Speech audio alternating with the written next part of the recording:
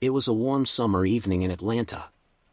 Students lingered on the quad, some cramming for late summer courses, others enjoying music drifting from portable speakers.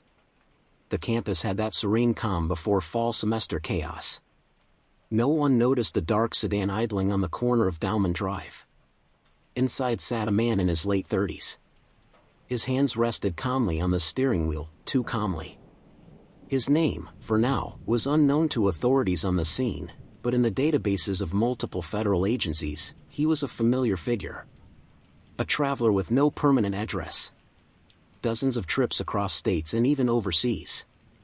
Always on the move. Always watching. And tonight, he wasn't here by accident. At 8:17 p.m., the first call hit 911. Active shooter. Emory campus, people running. Within seconds, multiple calls flooded in. Witnesses said they saw a man step out of the sedan, wearing a dark jacket despite the summer heat. In his hands, a black semi-automatic pistol. 3 shots rang out in rapid succession. Students scattered. Some ducked behind concrete barriers, others sprinted into nearby lecture halls. The man didn't yell, didn't shout any demands.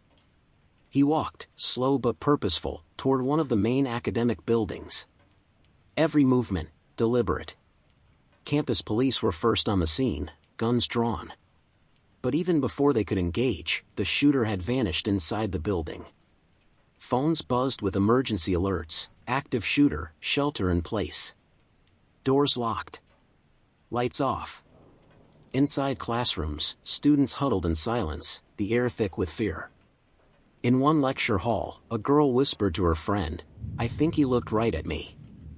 Her voice trembled, not from what she saw, but from the calmness in his eyes. Outside, tactical units formed perimeters. Flashing lights turned the campus into a surreal mix of chaos and control. Rain began to fall, reflecting red and blue into pools on the ground.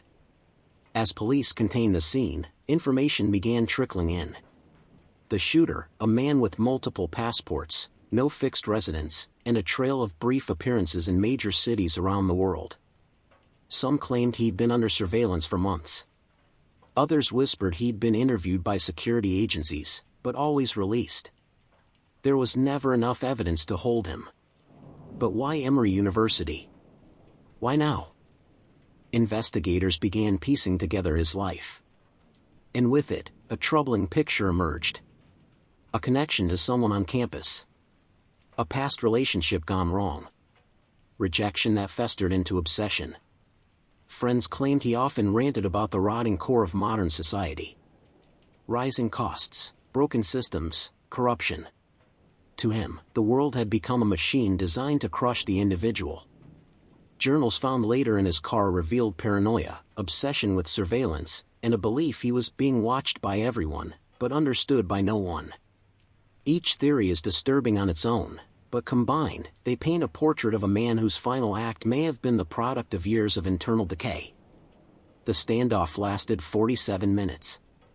Police negotiators called out, trying to draw him from the building. Then, silence. When tactical teams entered, they found him lying in a hallway, injured but alive. His weapon was on the floor. The chaos had stopped. But the questions had only begun. The shooting left several injured, one critically. The nation erupted in debates over campus safety, mental health, and how someone so closely monitored could still carry out such an attack.